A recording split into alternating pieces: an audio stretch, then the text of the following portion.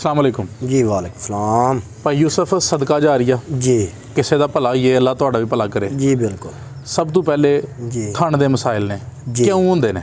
Sir ठंड के मसाइल इस गल होंदे ने कि बहुते लोग सब्ज़ मसाला नहीं दिंदे डंगरां नूं, पट्ठा हरा तुन के पाई रखते हैं, गुड़ छुड़ैरा वगैरह नहीं दिंदे, बाजारी मसाला लैके फेरी वालिਆਂ ਕੋਲੋਂ दिंदे ने। तो उहदे विच की हुंदा है कि उहदे विच धरेकां दे करतोने जिन्हों असीं बोलने जी डोडियां वो कुट्टियां हुंदियां ने, कई विच लाची कुट लेंदे ने माड़ी चंगी, कई विच अदरक कुट लेंदे ने, तो मसाला काला नमक बना के विच सुट दित्ता जी ते जी वो मसाला बना लेंदे ने। करिए की सर इहदे वास्ते है ये कि हरा पट्ठा पाना है। तो तीसरे चौथे दिन मैं अगे भी दस चुकिया पहली फिल्म दे विच माल वाली दे विच वीडियो तस्वीर कि हरा मसाला जड़ा है ना वो सब्ज़ पट्ठियां नाल चारना चाहिए, सब्ज़ ना भी होण 12 महीने तीसरे चौथे दिन सब्ज़ मसाला जड़ा है वो देना चाहिए मालदारी ने।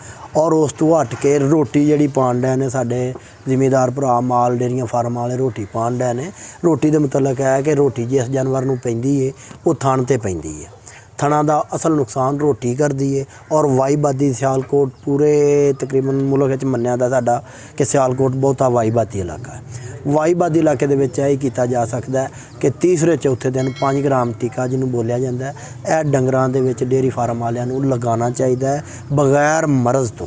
जिहड़े लोग साडे भरा रोटी वंडा पा रहे हैं, खल मिट्ठी रोटी नाल करा शरा सूड़ी छुड़ी पा रहे हैं, बल्कि सूड़ी इन्हां दिनां च पाई दी नहीं।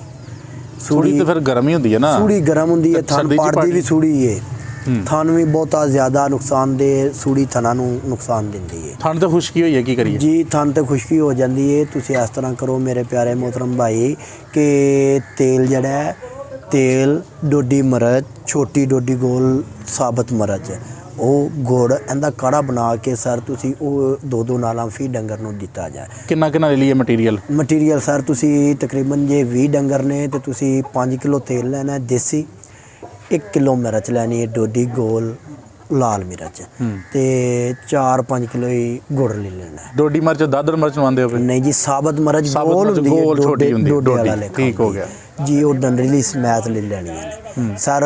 गुड़ दी ते पानी दी पहले पत्त पकानी है, पत्त पका के विच तेल सुट्टना है, तेल ते मिर्चां विच सुट के सर विच चमच सारा मिठा सोडा पा छड़ना कि मिर्च गल जाए, हाथ नाल मली जाए तेल विच, ठीक है। वो मल के सर तेल दा गुड़ दा मिर्च दा काढ़ा बना के तुसीं 2-2 नालां सर वो दिता जाए। फिर डंगर नूं 8वें दिन 10वें दिन थन ते खुश्की नहीं आएगी, थन पटेगा नहीं, रोड़ी नहीं बनेगी थन ते, थन बिल्कुल बराबर होएगा। ये सर्दियां गर्मियां दोए दे सकदे हैं? सर्दियां गर्मियां दोवें तुसीं दे सकदे ने। एहतियात इस चीज़ की कि डंगर जिहड़ा करीब सूने दे करीब है, सून वाला डंगर है उन्होंने थोड़ी जी एहतियात करनी ते मझ गाई बराबर? मझ गाई बराबर है, लेकिन डंगर सून वाले की एहतियात करनी है। मैं भरावां नूं दिता करना। अच्छा, जिहड़ा किन्ने महीने रह गए ना सूण वाला तो नहीं देना? 2 महीने तो बाद नहीं देना, ठीक है। 2 महीने रहिंदे हुण डंगर नूं सूण वाले नूं नहीं देना, ਉਹਦੇ ਵਾਸਤੇ ਨੁਕਸਾਨ ਹੈ। ਉਹਦੇ ਵਾਸਤੇ ਨੁਕਸਾਨ ਹੈ ਵੀ ਇਹ ਤੇ ਨਹੀਂ ਵੀ, ਲੇਕਿਨ ਮੈਨੂੰ ਉਸਤਾਦ ਨੇ ਨਹੀਂ ਦੱਸੀ ਇਹ ਗੱਲ।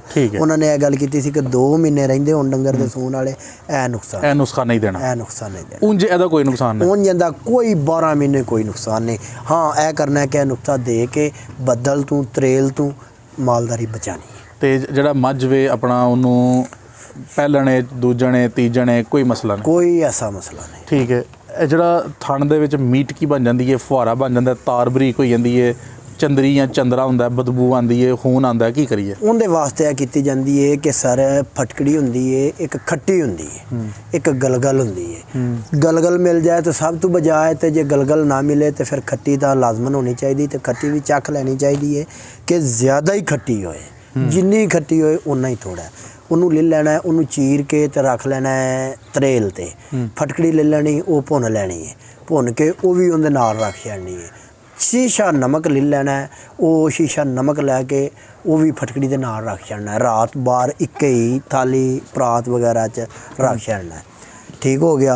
उन्होंने रात रख छड़ना है, सवेरे जिसले डंगर पट्ठे खा लें नाल ढेली सुरमा ले लेना है, एक चटाकी ढेली सुरमा ले लेना है, अद्धा चम्मच मिठा सोडा ले लेना है सर। वो राती तरेल ते हर चीज़ रख छड़नी एक बर्तन च पा के, सवेरे जिसले डंगरां नूं चो लेना, पानी शानी डाह लेना, पिछा बनना, ढावें बन्नी देने डंगर बहन उठन वास्ते सुक्के जगह ते, पट्ठियां तो पिछे 2 घंटा गली का टाइम दिंदे आ।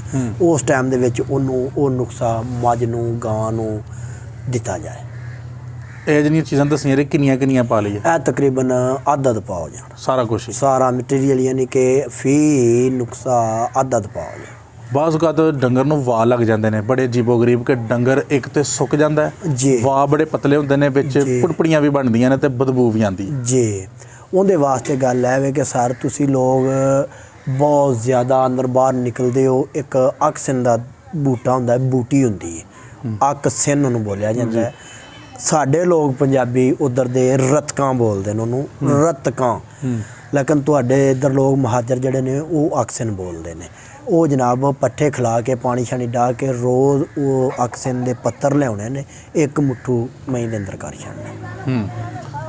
ਠੀਕ ਹੈ ਇਨਸ਼ਾਅੱਲਾ ਮਾਲ ਜਿਸਮਾਨੀ ਵੀ ਠੀਕ ਹੋਏਗਾ, ਗੋਸ਼ਤ 'ਚ ਵੀ ਠੀਕ ਹੋਏਗਾ ਸਰ, ਤੇ ਜਿਹੜੇ ਉਹ ਪਾਪੜੀਆਂ ਬਣਨੀਆਂ ਨੇ ਉਹ ਵੀ ਨਾ ਬਣਨਗੀਆਂ, ਵਾਏ ਵੀ ਨਹੀਂ ਮਾਰੇ। ਠੀਕ ਹੋ ਗਿਆ। ਮੱਝ ਜਿਹੜੀ ਹੈ ਉਹ ਪੱਠੇ ਖਾਣਾ ਛੱਡ ਗਈ ਹੈ, ਕਿਉਂ? ਕਿਉਂਕਿ ਉਹਦੇ ਪੇਟ ਵਿੱਚ ਗੈਸ ਹੋ ਗਈ, ਅਫਾਰਾ ਜਿਹਾ ਹੋ ਗਿਆ ਤੇ ਕਬਜ਼ ਹੋ ਗਈ, ਕੀ ਕਰੀਏ? ਜੀ, ਉਹਦੇ ਵਾਸਤੇ ਇਹ ਕਰਨਾ ਹੈ ਕਿ ਜਿਹੜੀ ਇਹ ਧਰੇਕ ਹੁੰਦੀ ਹੈ ਸਰ ਡੋਡੀਆਂ ਵਾਲੀ, ਜਿਹਨੂੰ ਤੁਸੀਂ ਧਰੇਕਾਂ ਬੋਲਦੇ ਜੀ, ਧਰੇਕ ਆਮ ਹੈ, ਗੁੰਮੀ ਘੱਟ ਹੈ, ਧਰੇਕ ਜ਼ਿਆਦਾ ਹੈ। ਧਰੇਕ ਦਾ ਆਖਰੀ ਯਾਨੀ ਕਿ ਨਾ ਕੋਈ ਵੀ ਟਹਿਣੀ ਹੈ ਉਹਦਾ ਆਖਰੀ ਧਰੇਕ ਦੇ ਦਰਖਤ ਦੀ ਕੋਈ ਟਾਣੀ, ਉਹਦਾ ਆਖਰੀ ਜਿੱਥੇ ਪੱਤਰ ਹੁੰਦੇ ਨੇ ਉਹ ਥਾਂ ਹੁੰਦਾ ਹੈ ਹਰਾ।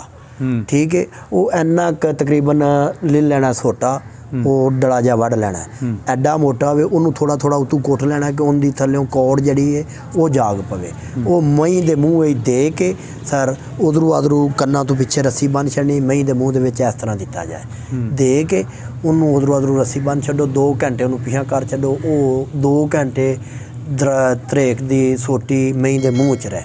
2 ਘੰਟਿਆਂ ਤੋਂ ਬਾਅਦ ਉਹ ਸੋਟੀ ਕੱਢ ਛੱਡੋ, ਇੱਕ ਟੀਕਾ ਜਨਾਬ 5 ਗ੍ਰਾਮ ਦਾ ਲਾ ਛੱਡੋ, ਨਾਲ 12-20 ਲਾ ਛੱਡੋ, ਮਹੀਂ ਨੂੰ ਪੱਠਿਆਂ 'ਤੇ ਕਰ ਛੱਡੋ, ਅੱਲਾ ਸਪੁਰਦੇ ਕਰ ਛੱਡੋ। ਲੇਕਿਨ ਸਦਕਾ ਜਾਰੀਆ ਦੱਸਾਂਗਾ ਇਸ ਗੱਲ ਨਾਲ ਕਿ ਜਿਹੜਾ ਵੀ ਕੰਮ ਕਰਨਾ ਹੈ ਉਹ ਕੁਰਾਨ ਪਾਕ ਦੀ ਸ਼ਰਾਇਤ ਨਾਲ ਕਰਨਾ ਹੈ ਕਿ ਬਿਸਮਿਲ੍ਲਾ ਹਰ ਕੰਮ ਤੋਂ ਪਹਿਲੇ ਪੜ੍ਹੀ ਜਾਏ। ਠੀਕ ਹੈ। ਜੋ ਵੀ ਮੈਂ ਨੁਕਸੇ ਦੱਸੇ ਨੇ, ਇਹ ਨੁਕਸੇ ਇਸਤੇਮਾਲ ਕਰਨ ਤੋਂ ਪਹਿਲੇ ਦਰੂਦ ਇਬਰਾਹੀਮ ਜਾਂ ਬਿਸਮਿਲ੍ਲਾ ਜ਼ਰੂਰ ਪੜ੍ਹੀ ਜਾਏ। ਤਵੱਕੋ ਰੱਬ ਤੇ ਰੱਖਣਾ, ਨੁਕਸੇ 'ਚ ਨਹੀਂ ਹੈ। ਜੋ ਕੁਛ ਵੀ ਹੈ ਈਮਾਨ ਹੈ, ਈਮਾਨ ਕਾਇਮ ਕਰਦਾ, ਬਣਾਈ ਹਰ ਚੀਜ਼ ਅੱਲਾ ਨਹੀਂ ਹੈ, ਲੇਕਿਨ ਤਵੱਕੋ ਰੱਬ ਤੇ ਰੱਖਣਾ, ਰੱਬ ਨੂੰ ਭੁੱਲਣਾ ਨਹੀਂ। ਯਾਨੀ ਇਲਾਜ ਤਾਂ ਬਿਜ਼ਨਸ ਹੈ, ਅੱਲਾ ਦੀ ਮਰਜ਼ੀ ਨਾਲ। ਜੀ ਬਿਲਕੁਲ, ਸਾਡੀ ਤਾਂ ਕੋਸ਼ਿਸ਼ ਹੈ ਜੀ, ਕੋਸ਼ਿਸ਼ ਹੈ। ਤੇ ਇਹ ਜਿਹੜੇ ਇਲਾਜ ਦੱਸੇ ਦਾ ਸਾਈਡ ਇਫੈਕਟ ਨਹੀਂ, ਇਹਦਾ ਕੋਈ ਸਾਈਡ ਇਫੈਕਟ ਨਹੀਂ। ਤੇ ਗਰਮੀਆਂ ਸਰਦੀਆਂ ਗਰਮੀਆਂ ਸਰਦੀਆਂ ਚੱਲ ਸਕਦਾ, ਲੇਕਿਨ ਜਿਹੜਾ ਮੈਂ ਇਲਾਜ ਦੱਸਿਆ ਤੁਹਾਨੂੰ ਵਾਏ ਦਾ, ਉਹ ਤੁਹਾਨੂੰ ਕਲੀਅਰ ਕਰ ਦਿੱਤਾ, ਉਹ ਮੈਂ ਤੁਹਾਨੂੰ ਕਲੀਅਰ ਅੱਗੇ ਕਰ ਦਿੱਤਾ ਵੇ। ਉਹਦੇ ਵਿੱਚ ਹੈ ਕਿ ਗਰਮੀ ਵਿੱਚ ਉਹ ਦੇਣ ਤੋਂ ਪਹਿਲੇ ਮੇਰਾ ਨੰਬਰ YouTube ਚੈਨਲ ਤੇ ਵੀ ਚੜ ਗਿਆ ਦਾ, ਤੁਹਾਡੇ ਭਾਈਆਂ ਕੋਲ ਵੀ ਆ ਗਿਆ, ਤੁਹਾਡੇ ਕੋਲ ਖੁਦ ਆ ਗਿਆ। ਉਹ ਜੇ ਗਰਮੀ ਦੇ ਮੌਸਮ ਵਿੱਚ ਇਸਤੇਮਾਲ ਕਰਨਾ ਹੈ ਤੇ ਮੈਨੂੰ ਕਾਲ ਕਰ ਲੈਣੀ ਹੈ, ਮੇਰੇ ਤੋਂ ਦੁਬਾਰਾ ਫਿਰ ਪੁੱਛ ਲੈਣਾ। ਉਹਦੇ ਨਾਲ ਗਰਮੀ ਵਿੱਚ ਕਈ ਚੰਦ ਨੁਕਸੇ ਐਸੇ ਨੇ ਕਿ ਜਿਹੜੇ ਨਾਲ ਹੋਰ ਦੱਸੇ ਜਾਣਗੇ ਤੇ ਫਿਰ ਉਸ ਵਕਤ ਨਾਲ ਉਸ ਮੌਜੂਦਗੀ ਨਾਲ ਉਹ ਇਸਤੇਮਾਲ ਕਰਾਇਆ ਜਾਏ। ਚਲੋ ਇਨਸ਼ਾਅੱਲਾ ਅਸੀਂ ਗਰਮੀਆਂ 'ਚ ਵੀ ਤਸ਼ਰੀਫ ਲਾਵਾਂਗੇ ਤੁਹਾਡੇ ਕੋਲ। ਜੀ ਬਿਲਕੁਲ, ਮੈਂ ਖਰਾਬ ਪੂਰੇ ਆਲ ਵਰਲਡ ਪੰਜਾਬ ਦਾ ਨੌਕਰ ਇਸ ਵੇਸ ਤੇ ਮਾਲਦਾਰੀ ਦੇ ਨੁਕਸੇ ਦੇ ਵੇਸ ਤੇ ਮੈਂ ਪੂਰੀ ਪੰਜਾਬ ਦਾ ਨੌਕਰ। ਕੋਈ ਵੀ ਭੈਣ ਭਾਈ ਮੇਰੇ ਤੇ ਮਸ਼ਵਰਾ ਕਰੇ, ਮੈਂ ਮੁਫਤੀ ਫਰੀ ਮਸ਼ਵਰਾ ਦਵਾਂ। ਕੀ ਬਾਤ ਹੈ, ਕੀ ਬਾਤ ਹੈ, ਕੀ ਭਾਈ ਯੂਸਫ ਅਗਰ ਕੋ ਤੁਹਾਡਾ ਰਾਬਤਾ ਕਰਨਾ ਚਾਹੇ ਆਪਣਾ ਨੰਬਰ ਬੋਲ ਦਿਓ ਜੀ। ਨੰਬਰ ਮੇਰਾ ਲੈ ਲਵੋ 0306 199 355। ਠੀਕ ਹੋ ਗਿਆ। ਤੇ ਜਗ੍ਹਾ ਕਿਹੜੀ ਜੇ? ਜਗ੍ਹਾ ਜੀ ਚਪਰਾੜ ਵਾਲਾ। ਚਪਰਾੜ ਆ ਕੇ ਕੋ ਤੁਹਾਡਾ ਪੁੱਛ ਵੀ ਸਕਦੇ ਨੇ ਯੂਸਫ ਨੂੰ? ਜੀ ਬਿਲਕੁਲ ਪੁੱਛ ਸਕਦੇ। ਠੀਕ ਹੋ ਗਿਆ ਜੀ, ਜਜ਼ਾਕ ਅੱਲਾ ਜੀ, ਅਸਲਾਮ ਵਾਲੇਕੁਮ ਜੀ। ਵਾਲੇਕੁਮ ਸਲਾਮ।